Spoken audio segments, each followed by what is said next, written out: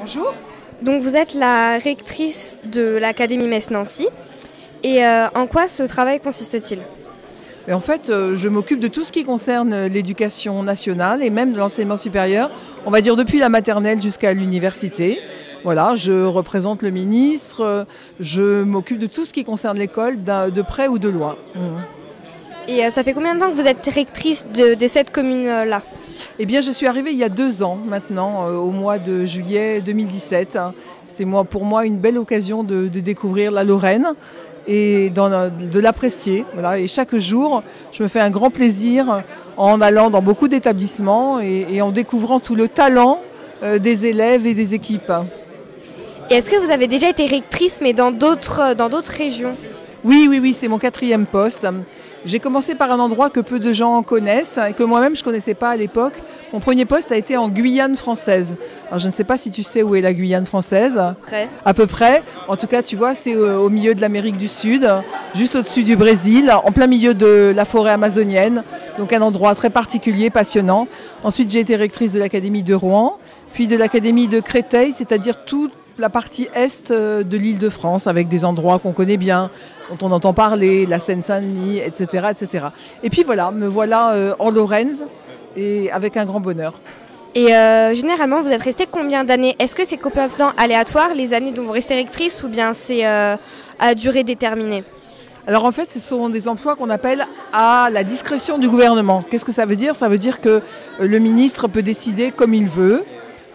Et c'est un décret du président de la République de nommer, évidemment sous certaines conditions de compétences, des recteurs, mais il peut aussi décider de mettre fin à leurs fonctions. Donc non, il n'y a pas de durée déterminée et ça dépend, on va dire les choses comme ça. Donc vous dites que vous avez été un peu partout dans le monde en tant que rectrice. Et quel journal avez-vous lu un peu partout? Est-ce que vous avez changé ou bien est-ce que vous êtes souvent resté sur le même? Non, je crois que j'ai essayé de lire tout ce qui concernait en fait la vie locale. Ça me semble extrêmement important de lire la presse quotidienne régionale et évidemment les grands journaux nationaux, voire les journaux internationaux pour se maintenir au courant de ce qui se passe un peu dans le monde. Et puis à peu près comme tout le monde, j'ai fini aussi par migrer sur les journaux numériques en fait, les journaux sur le web, un certain nombre de blogs. Donc j'essaye d'avoir des niveaux d'information qui soient le plus variés possible. Malheureusement, je n'ai pas toujours assez le temps pour lire suffisamment, mais je pense que c'est important d'avoir des sources d'information les plus différentes. Et est-ce que vous préfériez les sources d'information papier ou bien les sources d'information numériques? Parce que vous avez parlé de la conférence des fake news. Mais en fait, je vous avouerai que j'ai plutôt tendance, comme tout le monde, à migrer vers le numérique, et y compris d'ailleurs pour les grands journaux papier qui existent. Je lis Le Monde ou l'Est républicain sur ma tablette en fait, voilà. Et puis je me suis abonnée à certains blogs et voilà. Donc oui, j'ai plutôt tendance à migrer sur le numérique parce que c'est facile, parce que je me déplace beaucoup, que ça me permet de lire le matin quand je me réveille juste avant de partir au travail rapidement ou quand j'ai 10 minutes de libre dans le train ou dans la voiture. Bon merci beaucoup pour cette petite interview.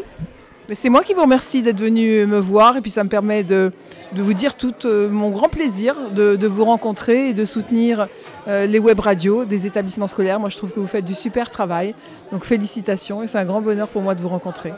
Merci beaucoup. Donc voilà, c'était l'interview du mois avec la rectrice de l'Académie Metz-Nancy. On retourne au plateau.